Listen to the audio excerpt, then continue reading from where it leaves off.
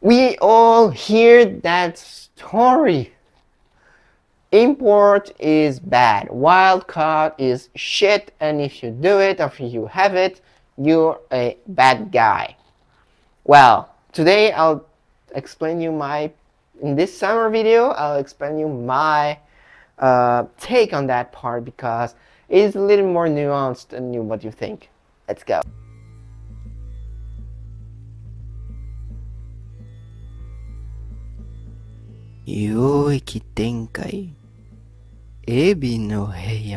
So, the first thing first is it something for everyone? Nope, of course not. Not for beginners, not for small, people with not a lot of experience.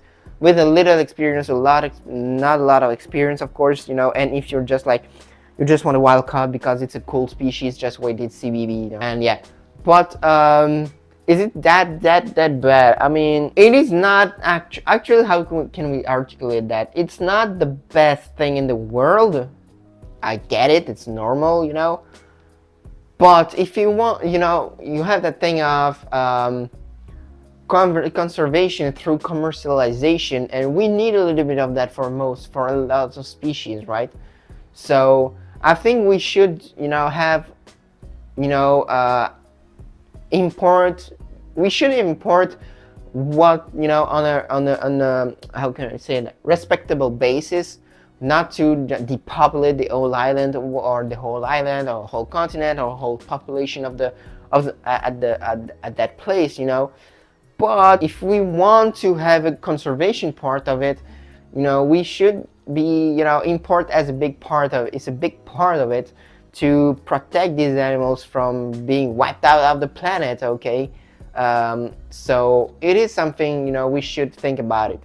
So import is also a way, for example, there are species that are highly inbred, and having a little of import would not be that bad for it because it brings new blood, and new blood is always something that we can have, that is always good for the gene pool that we have.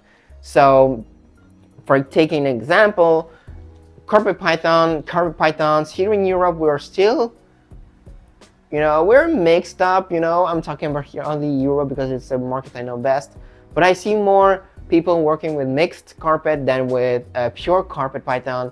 And so with people like me, for example, we begin only in the carpet python community, in carpet python, the morelia clade, and we get a carpet python like with the Hemia, for example, and you don't know a little, even though you made your research, but it's not always that easy, okay, when you're a beginner, and you make the mistake and you buy a pure that is actually not a pure, and if you don't do your research a little bit and you don't talk to some people, you maybe won't be able to think that to know it is not a pure.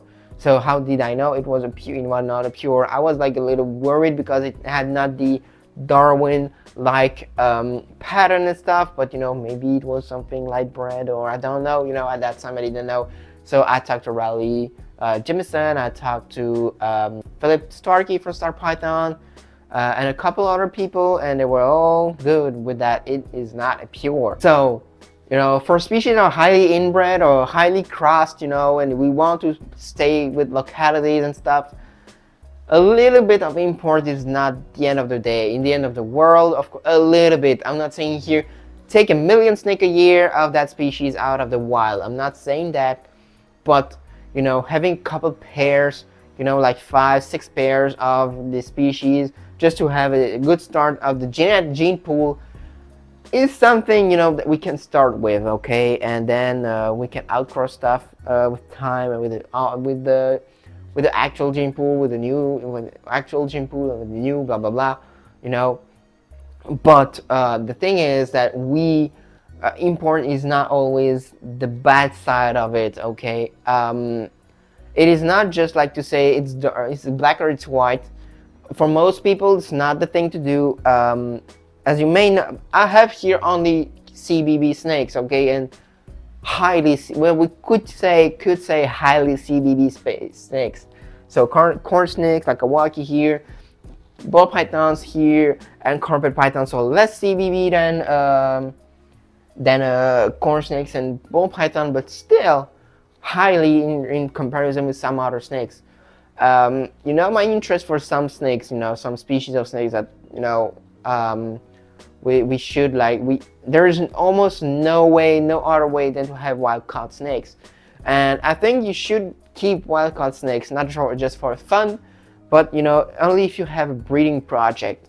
So if you have a real big breeding project, like establishing in captivity a species, for, I don't know, it's new species of boigas, a new species of lycodon or oligodon or whatever, you know, all those small dark species, you know, all those, you know, on the dark side species, right, you know, the obscure ones, it may be the idea, you know. And this is something really important, I think, is to have, when possible, of course, because, for example, you know, to have conservation of sea snakes, it's not possible because some of you may have heard of it, but sea snakes are not something you can just keep in an aquarium like that, okay?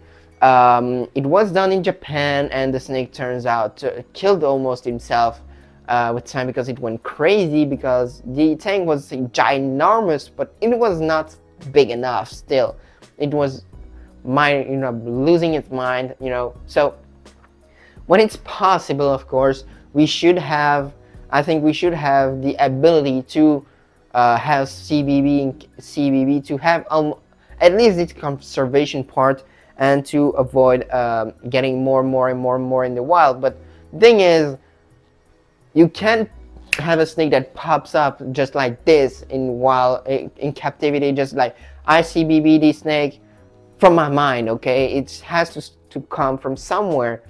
You know, all snake species we highly reproduce right now, like ball pythons, like corn snakes, always start with a wild-caught animal, a wild-caught pair, and then we got one, and then it become a whole industry, of course. You know, everyone knows the ball pythons industry. The corn snake industry is also a little bit more obscure on the side that it is not like high prices and stuff like ball pythons, you know, and it's not at the same level. It is more advanced genetic-wise and morph-wise and combo-wise than ball pythons, but, you know, ball pythons are the stars of morphs for everyone, okay? And so yeah, I think it's, you know, something really important to do. We have to be reasonable, of course. It's always that thing of being reasonable. And what is reasonable? This is like the open subject, you know, the never-ending question. What is the moment we stop importing? What is the moment we stop taking wildcats to have new bloods or to have new species? Well, to have new species, I think we should have a couple pairs, as I said. But like ball pythons, for example, I mean, I'll be honest with you, ball pythons and corn snake, I'm not even sure if we take even corn snakes in the wild, you know, these days. I'm not even sure of that. You know, I'm pretty sure we don't anymore, or almost don't anymore. If you live in the US, you know, you can say it if we still have wild caught corn snakes, you know, taken from the wild. It would not surprise me, but, you know, I don't think it is something we need. Same for ball pythons. Actually, we have so many morphs, so many combos, with so many gene pools, so diverse gene pool. Do we really need to take more? Of course, the thing is, it's always like double-edged sword, okay? If we stop importing ball pythons in Africa, they won't see it, they won't conserve it, because, well, if they can't make a living out of it, or at least a little bit of money to live, well, what's the point of keeping them alive? You know, that's how they think. You know, if you've seen Dave Kaufman's you know, documentary on ball pythons in the wild, and if you read a little bit about the import part and stuff, you know, you'll see that it is like a little bit like imports keeps these snakes alive in the wild. That's a little bit how it works.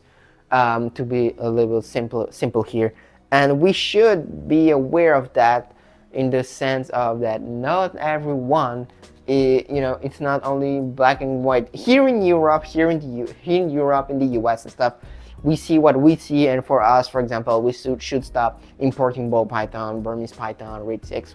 I don't even know if we import red ticks anymore. I don't think we can, but you get the idea. And or corn snakes, whatever, you know. And we don't think about the other side of the spectrum is these guys that import them. If you don't give them an alternative, they will sell their snake for something else. They will use the snake for something else, and they won't conserve it because they don't need it anymore. They don't need it anymore. You get that. You get that. So I think it's a more complicated subject than what we think, and that's also why I have nuanced opinion about it, because for us it's something, you know, for some species we don't need anymore, of course, but for some species we kind of need it at some point, you know, for the gene pool, for the conservation of the species, for you know, avoiding to be taken in the wild, you know, because we need snakes from the wild to get them in captivity, to not have to take these snakes in the wild anymore, or less, you know. And then we have the other side of the spectrum, whether it's South America, whether it's Asia, whether it's Africa, you know, where these importers, if they can't use the snakes for something, they will use it for something else, and it might end the life of the snakes of this species in the wild. It might, depending on where it lives. Okay, so it is a pretty complicated question. Okay, so I think yeah, so drop a comment of what is your opinion about import wild caught snake and taking snakes from the wild. So yeah, I hope you enjoyed. Don't forget to like, subscribe, comment, and share. Don't forget to support USR. Don't forget to jump reviews into that pet group. Don't forget RRK, so responsible reptile keeping. Don't forget to follow me on Instagram, and I hope to see you on the next one.